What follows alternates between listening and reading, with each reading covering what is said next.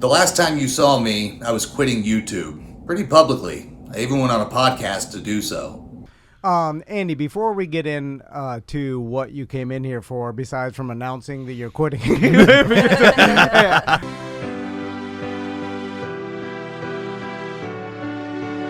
So, how did I go from there to here? Welcome to the Vegas video series.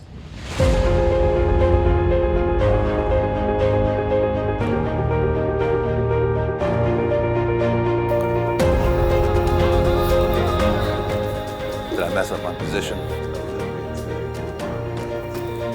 You're right. Oh yeah. I know my directions.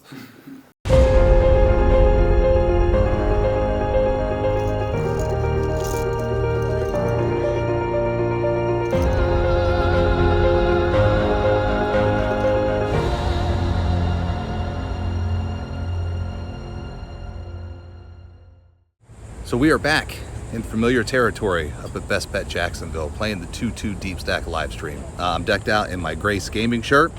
Grace Gaming is the premier poker events company in Central Florida. They run all sorts of different poker tournaments and bar leagues all around Central Florida, mostly in Seminole County, but they are expanding to Orange County and Volusia County as well. So I'm really happy they gave me the merch to rep on stream tonight. So far, here is where we are in our lead up to Vegas. The first couple sessions have been a little bit bumpy, and with school getting ready to start, this may be the last real session I get before I head to Vegas.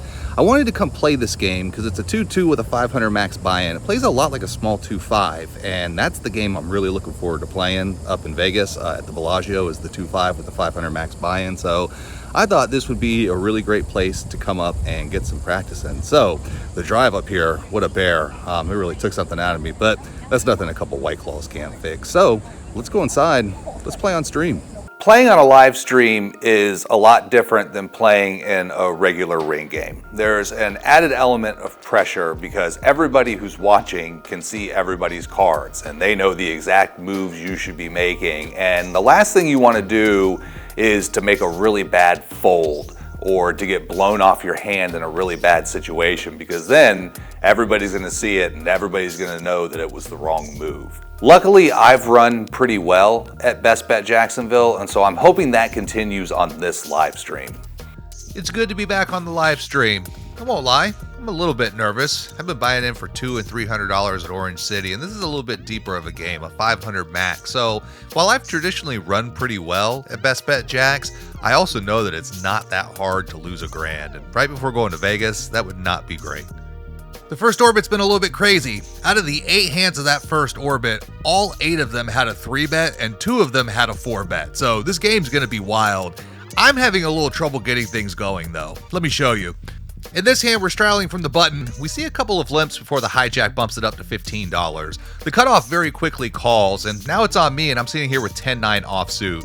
Being offsuit, I decided to just go ahead and flat on the button. The limpers all call as well, so we're 5 ways to this flop. The flop is 7-6-3 with 2 spades, so I flopped a gut shot. The camera and graphics are struggling to keep up some, but I think +2 bets $40 here, and short bus in the hijack jams for about $200.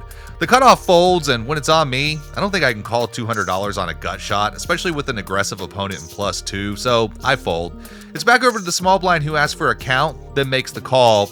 Back over to +2, and he re-jams for $970. Old short bus gets a little bit confused, and then he rolls his hand over, completely oblivious to the small blind still having action.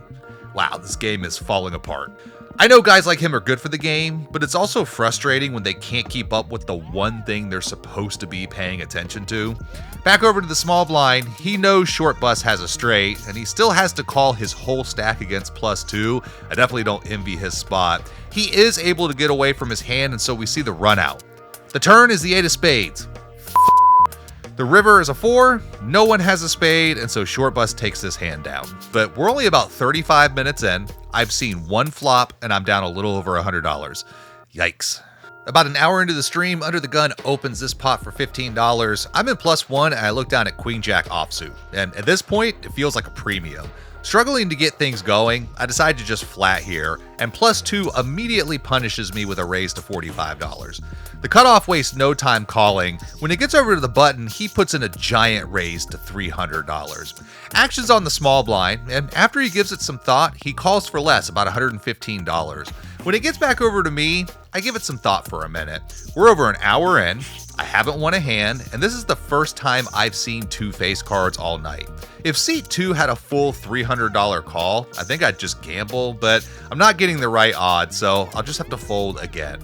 Everyone else folds, and we see we were up against kings and queen jack, and a bunch of the kings and queens got mucked, so of course it's a good fold, but just kind of frustrating to see my table mates getting so many great hands. The longer you go without winning a hand, the more you start to feel the pressure. An hour isn't that long, but when you haven't won a hand, an hour can seem like an eternity. In this hand, we see +1 blind raise to $10. We then see a call from +2. It's on me in the hijack, and I look down at 6-7 of diamonds. Man, I'm suited and connected. Raise incoming. I make it $40. Folds back over to the blind raiser, and I welcome his call, but he takes a look and he folds. It's back to the low jack. This guy's been pretty good so far. I don't love a call from him. He gives it some thought. He eyes up my stack, but my perceived tightness may have gotten him to fold here. And finally, an hour and 20 minutes in, we get to drag some chips, and man, this really feels like it takes some pressure off. As we peek at the stats about 90 minutes in, 3/4 of the table are playing at least 50% of their hands. I hate my VPIP. I did not want to show up and be a super tight knit. The knit part might be unavoidable, but I didn't want to play tight, but I just really haven't had the cards to do anything else yet. This hand's kind of funny. There's an under the gun straddle. I'm in +1 with ace-4 of spades. Being first to act, I don't love opening, especially with all the 3-betting and 4-betting going on, so I just fold. No big deal. When we get to a flop, it's deuce-3-5. Well, shit. Just look at my face. I'm desperate to get something going almost 2 hours into this stream. In this hand, we're straddling from the button. We see 5 limps before the cutoff puts in a raise, but it's only to $10. With the action on me, I elect a flat. I don't know why. I should probably raise, but the 5 people behind me all just called $4, so I'm not really sure how strong any of them are. Again, another reason I should raise, but I also don't expect to get re-raised. The small blind comes along before the big blind does the old limp re-raise to $50. It folds back over to the aggressor in the cutoff, and he calls. So it's back on me, and it's $40 to win about $130 in position, so I call. The small blind also calls, so we're 4 ways to this flop. The flop is 8-8-5 rainbow. We flop trips. It checks to the big blind, who continues for $100. When it folds back over to me, I just love how unconnected this board is. It allows me to just flat, as I don't think there's really a ton of bad turn cards for me. The small blind ends up folding though, so we're heads up to the turn. The turn is a 4 of clubs, so 6-7 gets there, but I don't see him having that in this particular pot. My opponent eyes my stack. I let him know it's $271. He jams, and I've never snapped so fast, and he immediately tells me an 8 is good, so now I'm feeling really good. In case it wasn't good, the river is a 10 of spades for a boat, and we win a big hand here, which could totally turn our night around. So we're about 2.5 hours into the stream, and C1 decides to just call it a night. He says he's been here all day. He's up $1,000, and that doesn't sit well with me. In my eyes, when you sign up for the starting lineup in a live stream, you're signing up to play all 5 hours. Unless you're getting killed, of course, then sure, go ahead and rack up. But taking the table for $1,000 and then leaving because you're tired, I think that's a low-class act, and C1 has no class here. I hope he dumps it all at PLO tomorrow. There's an under the gun straddle. We're first to act in +1 with Jack-9 of diamonds. I go ahead and open to $15. Probably a little loose in the first position, but I want to try to mix it up a little bit. It folds over to the big blind, who calls, over to the under the gun straddler, and he calls as well, so we're going 3 ways to this flop, and we'll be in position. The flop is ace-7-3 with 2 diamonds, so we flopped a gut shot straight draw, a flush draw, and a gut shot straight flush draw. It checks to under the gun, who bets $25. With the action on me in position, I think I want to call here. I feel there's a lot of really good turn cards for me, and I want to try to keep seat 4 in the hand as well. Unfortunately, he folds, so we're going to go to the turn heads up. The turn is a 7 of hearts. It is not what I was looking for. Under the gun leads again, but for only $35. Typically, I would perceive a bet like this as some weakness, but I don't think I want to raise here because nobody's really been in a folding mood tonight. So probably the wrong play. I just call again. We'll see a river. The river is a 10 of spades, so I've hit my straight. Got really lucky here. Seat 6 bets, but it's only $35 again with about 230 behind. So now the question is, do I want to raise small or big? If he has a 7, I think he's going to call off a big bet. An over pair or less, and I'm not really sure he is. His line has looked pretty weak so far, so maybe a small raise can get called down. Decisions. I decide to go ahead and just rip it. I want to make it look like a bluff to see if I can get called off a little bit light. Unfortunately though, he doesn't think too long and he folds, but we'll scoop this one. 3 hours in and look at those V-pips. What a night to be card dead. This hand is kind of embarrassing. There's an under the gun straddle. We're in the big blind with 10-9 offsuit. +1 opens for $15. We see a call from the cutoff with a 70% V-pip. Action folds over to me, and I make the call before the under-the-gun straddler punishes me and makes it $45. +1 and the cutoff call, so for $30 more, I'm going to stick around. We're 4 ways to the flop. The flop is Jack Queen 6 with 2 spades, so I flopped an open-ended straight draw. Being first to act, I'm going to start with a check, and it actually checks all the way around. The turn's a 9 of diamonds, so I made a pair, but I don't think it's the card I wanted.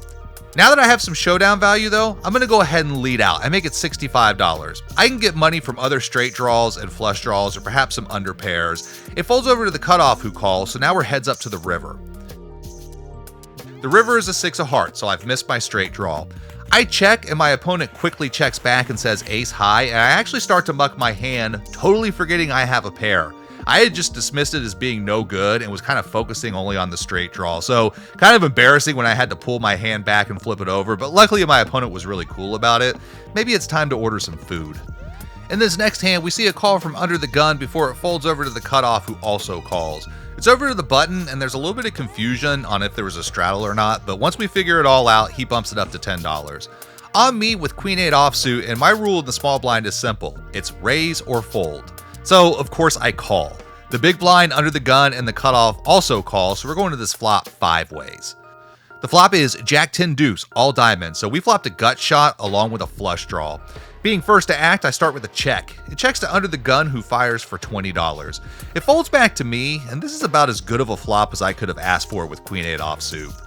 Under the gun has played a lot of pots tonight, and so he doesn't even have to have a diamond to be firing here. Feeling like I'm drawing to like 40% of the deck, I'm going to put in a raise and I make it a healthy one. I bump it up to $165. I want to make hands like Ace X with diamonds or King X with a diamond very uncomfortable. It's over to the small blind who has a way bigger hand than I expected with 2 pair. He can't love all the diamonds, but ultimately he makes the call. Under the gun folds, so we're heads up. The turn is a 5 of hearts. It's a complete blank. I check to see what my opponent wants to do, prepared to call any reasonable size bet, but I have no problem with him checking behind. The river is a 9 of diamonds, so I made a straight and a flush. A little bit of overkill here. Gonna be hard to get paid off by anything that doesn't have a diamond, but I'm gonna give it a shot. I bet $145. My opponent insta-mucks his 10 deuce, but we win this one. All it takes is one big hand in poker to turn your night around, and sometimes the key is to be patient. And that patience pays off. 4 hours into the stream, we're straddling from the button when we see the small blind limp and the big blind immediately raised to $20. Under the gun makes the call and it folds over to me, and I look down at 2 red aces, a very welcome sight. I love waking up with monsters in these spots, and so I'm gonna raise, but I only make it $55, hoping someone views it as weak or maybe a squeeze and re-raises. Over to the small blind who does the best thing he could have. He puts in the old limp re-raise and makes it $200. These are the spots we wait all night for. It folds back over to me, and now it's time to figure out what to do. I haven't seen many premiums tonight, and so I think all options are on the table. A call is probably the worst thing here, but the idea would be that I would call and allow him to hang himself on the flop. So I think I have to raise, but how much? He's got about $500 behind, and so I kind of consider like a min click, making it like $450 or something, ensuring that I get called or maybe even jammed on. But any 5 bet, regardless of the size, is going to look very, very strong. It then hits me that he limp re-raised, and that's almost always queens plus, so I have to assume he's actually very strong here. In the end, I decide to go with a jam. My opponent is not happy. He says that it has to be aces, but I tell him I can do this with ace-king. He doesn't look like he wants to call, and to be fair, the poor guy's been getting beat up all night. In the end, he does make the call. I show and he says he needs a set. Turns out he has one of those hands that can't fold. It's kings. Also, looking at the top right of the screen, we can see that both of his outs were folded. So I don't know this, but there's literally nothing that we have to worry about. The run out is obviously clean, and we scoop a very healthy pot with about an hour left to go. In this hand, there's a button straddle. We're in the small blind with ace-king offsuit. Standard open to $20 here. The big blind calls because he hasn't folded all night. We see the straddle come along as well, so we're 3 ways to the flop.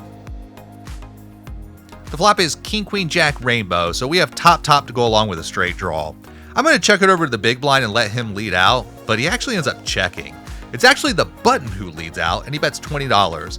That size and position doesn't mean anything to me. We only have about 30 minutes left on stream, and so I want to get all the chips I can, so I check raise to 85. The big blind folds pretty quickly, and I couldn't have imagined the button being as weak as he is, and so he lets his cards go, but we win one more. The very next hand, we're straddling from the button with jack-8 offsuit. The graphics and the camera angle froze, and so I'm a little bit unsure of the pre-flop action, but it looks like we're 4 ways with about $60 in the middle. The flop is jack-9 rainbow, so we flop trips. It checks to the cutoff, who bets $40. With the action on me, this is a lot like the trip 8's hand. I feel like I'm way ahead in this spot, and so in position, I'm just gonna flat. The others fold, so we're heads up. The turn is a deuce of diamonds, an absolute brick. The cutoff continues to tell his story, and he bets again, but it's only for $40. Same bet as the flop. In my experience, this is always weakness, like someone trying to name their own price. Feeling that I'm miles ahead, I don't think there's anything to do here but call, so I do. We'll see the river. The river is a 3 of clubs, so it changes nothing. The cutoff slows down and checks, so now it's time to find a sizing he might call on a paired board. A huge bet gets a fold immediately. I could go really small, like $60 to guarantee I get a call. In the end, I settle on $125, about 2/3 pot. Looking back on this board with no real draws, I think the smaller bet was probably the correct play, and it's a jack or nothing here. He does have showdown value, but eventually he folds. In the final hand of the night, we see it fold over to the hijack, who opens for $15. Over to me in the cutoff, and I have queen jack of hearts. Being in position, I elect to flat. I mean, raising's okay too, but I want to keep weak ranges like 9-6 offsuit in there. Sean in the straddle calls as well, so we're 3 ways to the flop. The flop is king, queen, 8 with 2 spades. We flop middle pair. The hijack checks it over to me, and I'm going to go ahead and take the betting lead here, and I bet $25. I want to charge all straight and flush draws, and if I get called, I can proceed cautiously. Over to Sean on the button, and he calls. While it can definitely be a king, it can also be a drawing hand or even an 8. The hijack folds, so we're heads up. The turn is a 5 of diamonds. It feels pretty safe. With so many draws available, I can't check and allow him to catch up for free, so I continue for $60. He pretty quickly makes the call, so we're going to see the river. The river is a little bit of insurance in the form of a jack of diamonds giving us 2 pair, though 9-10 and ace-10 both do complete. The only hand that's paying me off is a king who didn't put me on a draw, so there's no need to blast off. I fire for $125. He's getting a little bit under 3-1 to call, and Sean has not folded a lot tonight, but unfortunately he finds the fold here. So that wraps up the stream, but the game isn't over. 6 of us want to continue the game, so we move to a new table. The problem is I don't have my vlogging phone, so I don't have any footage. Unfortunately, there's not much to report. I did make a big fold with pocket aces. On a board where my opponent limped, I raised to $20 and he made the call. The flop came out king 7-8 with 2 diamonds. My opponent checked, and so I continued for $30, and then he check raised me to $75. I straddled on the button, and he originally limped for that 4 and then called my 20, and now he's check raising me on the flop. There's no way it's ace, king, or kings. There's a small chance it's diamonds, but it really feels like a hand like king 7 or king 8. Acting on a bit of a hunch, I end up making the fold, and he does in fact flip over king 7. Then there was a hand with a short stack who jammed all in for like $38. The player on my right was also pretty short, and he called. It's on me, and I look down at ace jack of clubs. This feels like a great squeeze spot, so I jam for 120 effective. It's back to the player on my right, and he calls it off, and he has ace queen offsuit, and we don't improve. So feeling like I left all of my luck back on the live stream table, I decided to go ahead and rack up and head back to Orlando. No trip to Jacksonville is complete without my stop at Buc-ee's. Man, what a crazy night. That table was off the rails from the very beginning. I've never seen so many hands go 60 and 80 and $150 pre-flop at a 2-2 game. An hour and 20 minutes until I won my first hand, and really until that hand where I flopped the 3/8, that was about an hour and 45 minutes in. I didn't know what this night was going to look like, but I'm happy pretty much overall with the way I played. I got paid off in the big spots where I needed to, which was nice. We were into the game for 600, out for 2160, I think, out for this.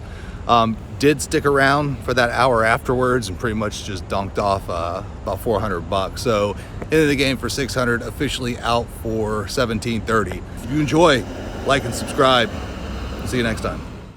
If you enjoyed this video, please make sure to drop a like and subscribe to the channel for more poker content.